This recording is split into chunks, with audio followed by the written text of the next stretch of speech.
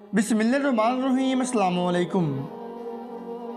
वो जेल में कैद है, उसको उम्र कैद और सज़ाए मौत सुनाई जा चुकी है और आज उसकी तरफ से की गई रहम की अपील भी सदर मुमलिकत ने भी रद्द कर दी थी। वो इतना लाग़िर हो चुका है कि बामुश्किल टॉयलेट तक पहुंच पाता है। आप भी सुनिए उसकी कहानी उसी की ज़बानी। मेरा नाम दानिश रमज़ान है।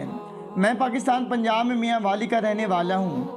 मुझसे एक ऐसा जुल्म हुआ है जिसका कफ़ारा मैं मरते दम तक अदा करता रहूँगा, शायद फिर भी अदा नहीं होगा और मौत के बाद यकीनन मुझे इस जुल्म का दर्दनाक अज़ाब सहना होगा। मेरी शादी आसिया यासीन से हुई थी। आसिया यासीन एक चरवाहे की बेटी थी जिसने कभी स्कूल का मुंह भी नहीं देखा था। आसिया की वालदा आगाज़ जवानी में अल्लाह को प्यारी हो गई थी तो उसे उसका वालिद बुरका उड़ा कर अपने साथ बकरियां चराने ले जाता था। गांव के लोगों ने उसे ऐसा करने से बहुत बार मना किया मगर वो हर किसी की बात सुनी अनसुनी कर देता। अगर कोई ज़्यादा मजबूर करता तो वो कहता, मैं अपनी बेटी को तनहा नहीं छोड़ सकता क्योंकि मर्द का कोई भरोसा नहीं होता। वो कभी भी दरिंदा बन कर किसी मासूम नन्ही कली की इज्जत को रोन डालता है और इस चलते ज़माने में लोगों का डर तो है मगर शायद खुदा का डर नहीं। और मैं ऐसे लोगों के भरोसे पर अपनी बेटी को तनहा घर में नहीं छोड़ सकता जिनके दिल में उनके खालिक का भी खौफ ना हो। एक अनपढ़ चरवाहे के मुंह से ऐसी बात सुनकर लोग अक्सर खामोश हो जाते थे क्योंकि उनके पास उसके सवालों का कोई जवाब नहीं होता था। आसिया यासीन का वालिद चूँकि 5 वक्त का नमाजी और तहज्जुद गुजार था, लिहाजा उसने अपनी बेटी को भी नमाज रोज़ा की आदत डाल रखी थी। इस्लामी तालीमात और औरत के बुनियादी हकूक़ और शोर के मरतबे के बारे में भी समझा रखा था। आसिया यासीन के लिए मुख्तलिफ रिश्ते आए जो किसी न किसी वजह से रद्द हो गए। आखिरकार मेरी माँ ने मेरी रजामंदी लेने के बाद आसिया के वालिद से मेरी और आसिया के मुतालिक बात की। आसिया के वालिद यासीन ने कुछ दिन का टाइम मांग कर अच्छी तरह जांच परख की और फिर हाँ कर दी।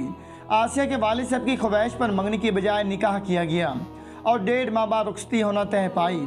रुखसती से पहले एक बार दौरान गुफ्तगू मैंने आसिया यासीन के वालिद से पूछा था, अंकल मैं आपके हाथ में पला बड़ा हूँ, मेरे मुतालिक आपने इतनी तस्दीक क्यों की?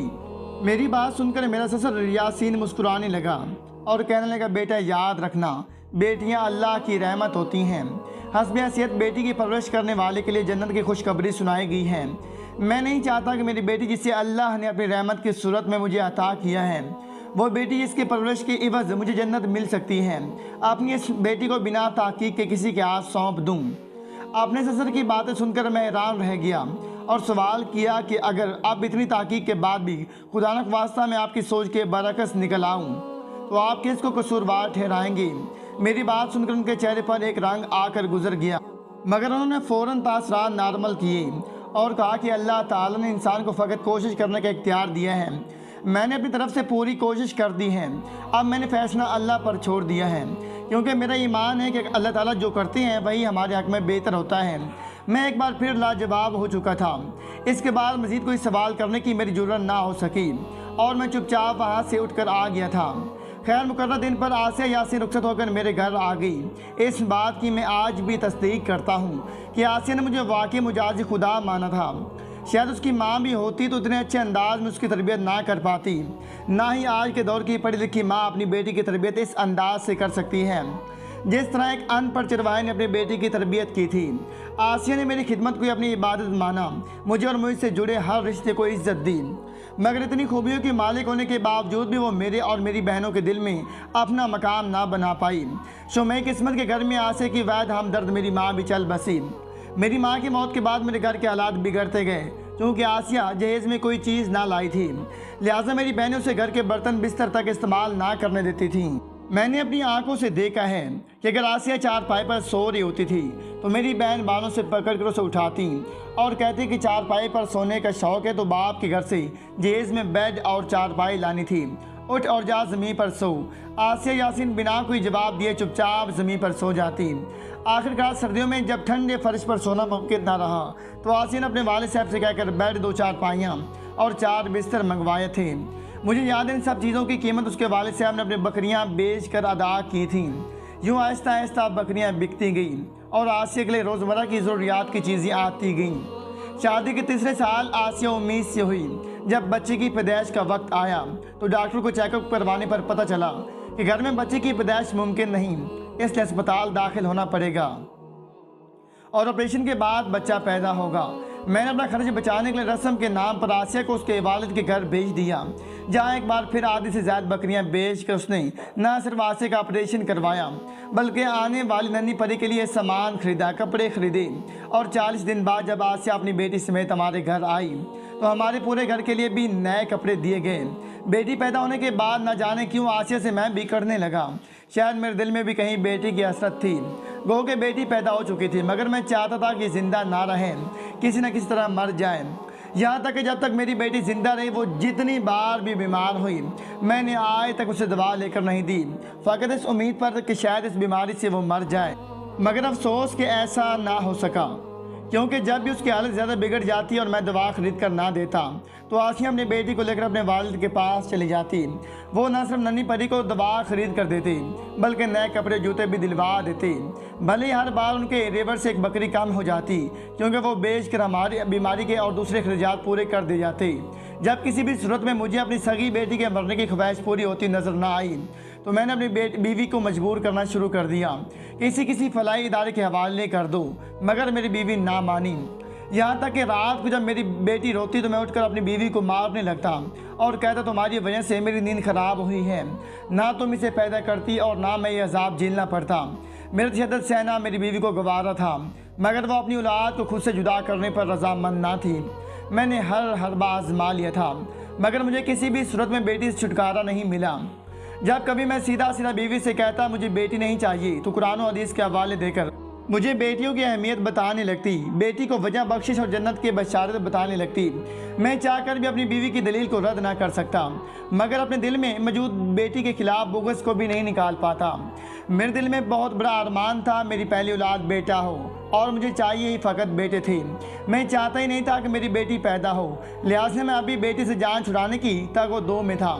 एक बार मेरे ससुर मेरे घर अपनी बेटी और नवासी दोतरी को मिलने आए हुए थे। ससुर को घर के हालात नॉर्मल दिखाने के लिए मैंने बेटी को गोद में उठाया हुआ था कि इस मासूम बच्ची ने मेरी झोली में छोटा पेशाब कर दिया। मैं इसी बात पर तैश में आ गया और अपने ससुर के सामने अपनी बीवी को पीटने लगा कि तुम्हें बेटी पैदा करने का पता था मगर उसकी तरबियत करने का नहीं। मेरे ससुर ने मुझे रोकने की कोशिश की तो मैंने उसे धक्का भी देकर गिरा दिया और इसे गुस्से और तैश के आलम में बीवी और बेटी को कुल्हाड़ियाँ मार कर कत्ल कर दिया। मेरा बूढ़ा ससुर जिसने इतनी मोहब्बत से बेटी को पाला था, अपने सामने बेटी को यूँ अज़ियतनाक मौत मरते देखकर खुद भी हार्ट अटैक से चल बसा। शोर गुल सुनकर मोहल्ले वाले आ गए और मुझे पकड़कर पुलिस के हवाले कर दिया गया। आज मुझ पर दोहरे कत्ल का पर्चा दर्ज है। जेल में भी जिसको मैं बताता हूँ मैंने अपनी सगी मासूम बच्ची को फ़कत इस वजह से कत्ल कर दिया था कि उसने मेरी गोद में पेशाब कर दिया था, तो वो आदमी मुझसे मुतनफ़िर हो जाता है। मेरी आज ये हालत है कि मैं चलकर टॉयलेट में भी नहीं जा सकता, मगर इसके बावजूद किसी को भी मुझ पर तरस नहीं आता। मैंने आखिरी बार उम्मीद सदर ममलिकत को रहम की अपील की है, मगर मेरी अपील वहाँ से भी रद्द हो गई है। मुझे उम्र कैद और बाद सज़ाए मौत सुनाई गई है। मुझे मेरी हालत देखकर लगता है कि मैं शायद उम्र कैद के दौरान मुकाफ़ात अमल में अज़ियत सहता मर जाऊंगा, जबकि असल में मुझे इन दो कत्लों का जवाब देना होगा। मैं जब भी आंख बंद करता हूँ मेरी नज़रों के सामने मेरी मासूम बच्चे की शक्ल आती है जिसने दुआ मांगने की शक्ल में हाथ उठा रखे होती हैं। मुझे महसूस होता है कि मेरी सगी बेटी मुझे बद्दुआ दे रही है। मैंने तो ये जुल्म कर दिया, मगर बाकी मर्दों को नसीहत करता हूँ, बेटी अल्लाह की रहमत है। अल्लाह ताला की रहमत से मुंह ना मोड़ा जाता, बल्कि अल्लाह ताला से झोली फैलाकर रहमत मांगी जाती है। जितनी भी मिले समेट लेनी चाहिए। कांटे बोने वालों को कांटे नसीब आती हैं। मेरे साहबका शौहर ने मुझे बहुत समझाया था, बहुत कायल किया था, मगर मैं इस अमल गलत से बाज ना आई थी तो उसने मुझसे बेटी छीन कर मुझे तलाक दे दी थी। मेरा नाम मुसर्रत आलिम है। मैं एक पढ़ी लिखी बादशाह खातून हूँ, मगर मैं इस बात की तस्दीक करती हूँ कि औरत वाकई नाक़िसल अकल होती है, उसके फैसले में कहीं ना कोई कमी रह जाती है। मैं दावे के साथ कहती हूँ कि कोई प्रोफेसर, इंजीनियर, डॉक्टर, जज, आलमा फाजला, हाफिज़ कुरान या किसी भी ओहदे पर मौजूद औरत जब भी अपनी ज़ात के मुतालिक मुकम्मल खुद मुख्तार होकर फ़ैसला करेगी, इस फैसले में कोई ना कोई कमी ज़रूर होगी। मैंने भी एक फ़ैसला किया था। पहली बात तो मेरा फ़ैसला ही गलत था, दूसरा उसमें मैं बहुत सारी खामियां थी। आप भी पढ़िए मेरी कहानी, मेरी ही ज़बानी। मेरा ताल्लुक़ श्रीगोदा की तहसील बलवाल के एक दूर दराज गाँव से है। मेरी सारी फैमिली अल्हम्दुलिल्लाह पढ़ी लिखी है। मैंने भी केमिस्ट्री में एमफिल कर रखा है। میرے گھر والوں نے میری شادی دور پار کے ایک رشتہ دار سفیان سے کروا دی تھی۔ سفیان ملٹری انجینئرنگ سروسز میں SDO تھا۔ بلا شبہ وہ اچھی شکل و صورت اور شخصیت کا مالک تھا، مگر میں نے دوران تعلیم اپنی یونیورسٹی کے کولیگ فرحان کو پسند کر لیا تھا۔ میرا اور فرحان کا تعلق بہت آگے جا چکا تھا، مگر جب گھر والوں نے مجھ سے سفیان کے متعلق پوچھا تو میں نے سوچنے کے لیے کچھ وقت لیا اور فرحان کو کہا کہ وہ بھی میرے گھر اپنے والدین کو بھیجے۔ فرحان نے والدین کو بھیجنے کی حامی تو بھر لی، مگر وقت مقرر نہ کیا۔ میں نے جتنی بار بھی یقین دہانی چاہے، فرحان نے معاملہ ہفتہ 10 دن تک لٹکا دیا۔ جب ہفتہ 10 دن گزر جاتے تو وہ پھر کوئی نہ کوئی بہانہ گھڑ کر ہفتہ 10 دن کا ٹائم بنا لیتا۔ جب چوتھی بار میرے والدین نے مجھ سے میری مرضی جاننا چاہے تو میں چاہ کر بھی انکار نہ کر پائی اور نہ ہی والدین کو اپنی پسند فرحان کے متعلق بتا سکی۔ میں نے والدین کی رضامندی میں اپنی رضامندی ظاہر کر دی۔ یوں میری اور سفیان کی نسبت طے ہو گئی۔ میں نے فرحان کو منگنی سے آگاہ کر دیا اور یہ بھی کہا کہ اگر اس کے والدین اب بھی مان جائیں تو میں گھر والوں کو منا لوں گی، مگر فرحان نے ایک بار پھر ٹال مٹول سے کام لیتے ہوئے کہہ دیا کہ جوڑے آسمانوں پر بنتے ہیں، میرے لیے اتنا ہی کافی ہے کہ تمہارے دل میں میرا پیار موجود ہے، ہو سکا تو مجھے اپنی محبت اور قرب ہمیشہ بخشتی رہنا۔ فرحان نے مجھے ایک بار پھر اپنی محبت بھی بڑی رومانوی باتوں سے منہ لیا اور میں نے شادی کے بعد بھی فرحان سے تعلق رکھنے کی حامی بھر لی۔ یوں دل میں فرحان کو بسائے میں نے نکاح نامے پر دستخط کرتے ہوئے سفیان کو اپنا مجاز خدا مان لیا اور اس کے ساتھ رخصت ہو کر آ گئی۔ شروع میں سب نارمل رہا۔ جب سفیان اپنی ملازمت پر چلے جاتا تو میں فرحان کو بھی ٹائم دے لیتی، اپنی غیر محرم سے محبت بھی نبھا لیتی اور سفیان آتا تو اس کے سامنے پارسا بند کر اپنا گھر بھی بچا لیتی۔ اللہ تعالیٰ نے مجھے پہلی اولاد بیٹی سے نوازا۔ اس کے بعد ہم دونوں میاں بیوی نے باہم رضامندی سے اولاد میں 3 سال کا وقفہ کرنے کا فیصلہ کیا، مگر 3 سال بعد دوبارہ میرے پیٹ میں نئے وجود کی تخلیق نہ ہو سکی۔ اسی دوران فرحان نے مجھے ورگلانا شروع کر دیا اور مجھے کہنے لگا کہ تم کسی اور کی ہو کر رہو، یہ مجھ سے برداشت نہیں ہوتا، میں تم سے شادی کرنا چاہتا ہوں، گھر والے نہیں مانتے تو میں کورٹ میرج کے لیے بھی تیار ہوں، اگر تم بھی ہمت کرو تو ہم ثابت کر سکتی ہیں کہ محبت سچی ہو تو لوگ لاکھ چاہیں جدا نہیں ہو سکتی۔ میں جو پہلے کسی اور کے نکاح میں ہونے کے باوجود فرحان کی قرب کو ترستی رہتی تھی اور اپنے شوہر میں بھی فرحان کو تلاش کرتی رہتی تھی، جب مجھے میری محبت ملتی ہوئی محسوس ہوئی تو میں نے اسے وقت حامی بھر لی اور جان بوجھ کر کسی ذریعے سے سفیان تک اپنے اور فرحان کے تعلقات کی خبر پہنچا دی، مگر حیرت انگیز طور پر میرے شوہر نے روایتی مردوں کی طرح بنا تیش میں آنے، جذباتی فیصلہ کرنے، مجھے مارنے پیٹنے یا طلاق دینے کی مجھے نرمی سے سمجھایا، مجھے میرے والدین کی عزت کے متعلق سوچنے کا کہا، بیٹی اور گھر کے متعلق سوچنے کا کہا، مگر میں کسی بھی صورت میں فرحان کے ساتھ تعلق رکھنے سے باز نہ آئی تو مجھے قرآن و حدیث کی روشنی میں غیر محرم سے تعلقات کے عذاب کے بارے میں بتایا۔ میں پھر بھی بات نہیں بنی تو میرے والدین سے بات کی، مگر چونکہ مجھے فرحان نے محبت کے وعدوں پر سب زباق دکھا رکھے تھے، لہٰذا میں نے فرحان کے کہنے پر اپنے شوہر سفیان پر گھٹیا الزامات کی بوچھاڑ کر دی اور سفیان نے مجبوراً مجھ سے بیٹی چھین کر مجھے طلاق دے دی۔ میں نے بجائے والدین کے گھر عدت گزارنے کے فرحان کے ساتھ فرار ہو گئی اور عدت پوری ہونے کے بعد نکاح کا انتظار کرنے لگی۔ اسی دوران فرحان کے کہنے پر میں نے اپنے سابقہ شوہر پر بیٹی حوالگی کا کیس کر دیا۔ فرحان نے مل ملا کر فیصلہ میرے حق میں کروا دیا جو بظاہر کسی بھی صورت میں ممکن نہ تھا۔ یوں میری 5 سالہ بچی بھی مجھے مل گئی اور طلاق کے 1 سال بعد فرحان نے مجھ سے نکاح کر لیا اور مجھے لے کر کراچی چلا گیا۔ کراچی میں نے پرائیویٹ کالج میں پڑھانا شروع کر دیا اور شام کو اکیڈمی بنا لی، جبکہ فرحان نے کسی پرائیویٹ فرم میں جاب شروع کر دی۔ میرا اور فرحان کا وقت بہت اچھا گزرا، یہاں تک کہ میرے ذہن سے مکافات عمل والی بات بھی نکل گئی۔ میں اپنی خوشیوں پر زندگی میں ڈوبی رہی، مجھے کبھی والدین سے بچھڑنے، اپنے سابقہ شوہر پر بہتان لگانے، ایک معصوم بچی سے اس کا باپ چھینے کا دکھ نہ ہوا، نہ ہی کبھی فرحان کی طرف سے مجھے کوئی تانا دیا گیا، دکھ یا تکلیف پہنچی۔ میں اپنے فیصلے پر ہر لحاظ سے مطمئن رہی، یہاں تک کہ میری فرحان کی شادی ہوئے 10 سال کا وقت بیت گیا۔ ان 10 سالوں میں کبھی پلٹ کر میں نے اب والدین کی خبر تک نہ لی، نہ ہی سفیان کے متعلق سوچا، مگر 10 سال بعد میرا مکافات عمل شروع ہو گیا۔ 10 سال بعد میں نے فرحان کو اپنی بیٹی کے ساتھ غیر حالت میں دیکھ لیا۔ یہ وہ لمحہ تھا جس نے میری گزری ہوئی ساری زندگی اور ہر فیصلے پر پانی پھیر دیا۔ قدرت کی طرف میرے منہ پر مارا گئی یہ ایک ایسا زناٹے دار تھپڑ تھا جس کو برداشت کرنے کی سکت بھی شاید مجھ میں نہ تھی، مگر تقدیر نے یہ میرے نصیب میں لکھ دیا تھا اور یہ میرے کیے گئے فیصلوں کا نتیجہ تھا۔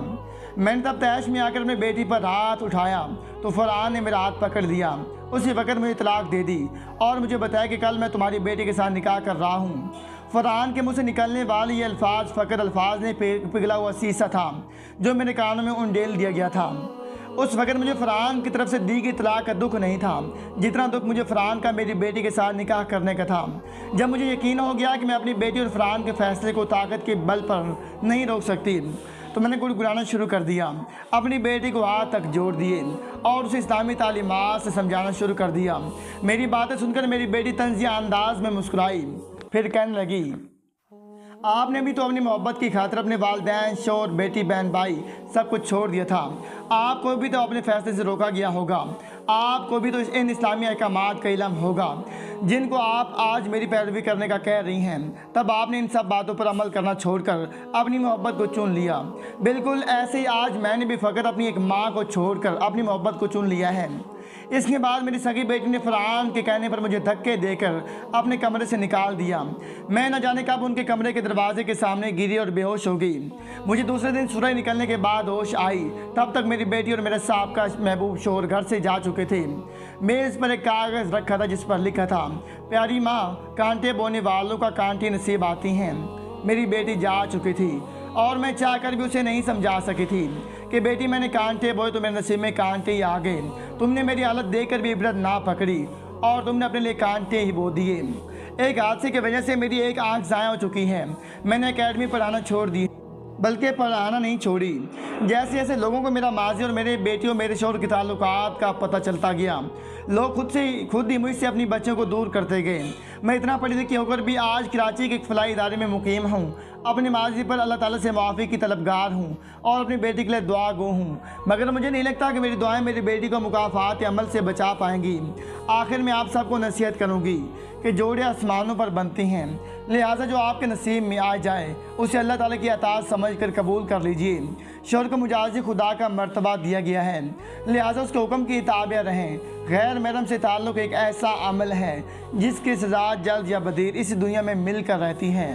अल्लाह ताला हमें नबी करीम सल्लल्लाहु अलैहि वसल्लम के बताए हुए अहकामात के मुताबिक ज़िंदगी बसर करने की तौफ़ीक़ अता फ़रमाए।